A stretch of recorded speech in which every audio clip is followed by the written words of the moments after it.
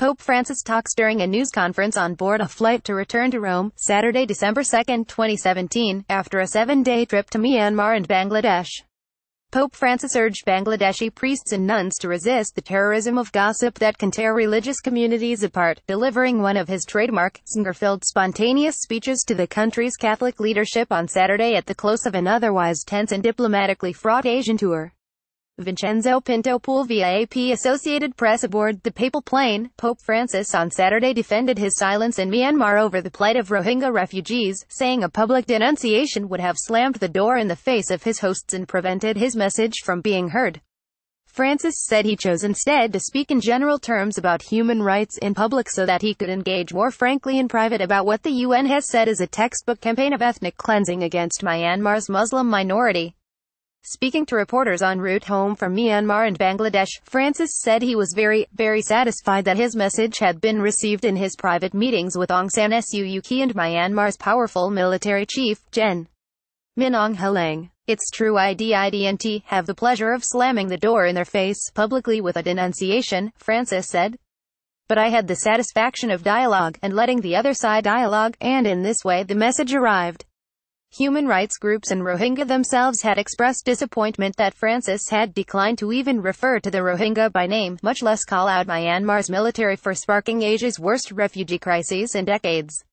Francis waited until he arrived in neighboring Bangladesh to demand the international community intervene to resolve the crisis and help Bangladesh cope with the influx of more than 620,000 refugees fleeing a military crackdown in Rakhine State.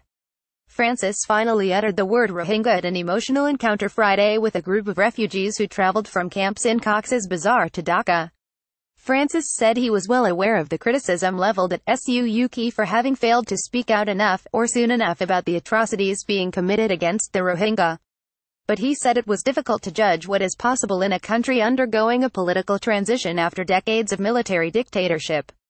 He said in such cases, it's likely that a country will make 2 steps forward, 1 step back as it progresses. So the possibilities have to be evaluated through this optic, he said. Despite his apparent sympathy toward Suu Kyi's tenuous position in dealing with the Burmese military, Francis said he made sure his true feelings were known in private, especially during his meeting Monday with a general who is responsible for what the army says are clearance operations against Rohingya militants in Rakhine. I didn't negotiate the truth, Francis said. Without divulging the contents of the private encounter, Francis said I did it in such a way that he understood that it's not viable to redo today the way things were done in the past. It was a good meeting, he added. Civilized. And even there, the message arrived. Francis also confessed that he wept during his encounter with Rohingya refugees on Friday, in which he begged their forgiveness for the hurt they had endured and the indifference of the world to their plight. The presence of God today is also called Rohingya, he told them, finally pronouncing the word Rohingya in public. Francis said he hadn't planned how the encounter would unfold and, at one point, got mad because it appeared the organizers were going to kick the Rohingya out after they greeted him. Francis said they deserved to hear something from him directly, and so he asked for a microphone and spoke from the heart. What did I feel, he asked. In that moment I cried. I tried not to show it. He added they wept too, ____. Follow Nicole Winfield at www.twitter.com@Nivinfield. Copyright 2017 The Associated Press. All rights reserved. This material may not be published, broadcast, rewritten or redistributed.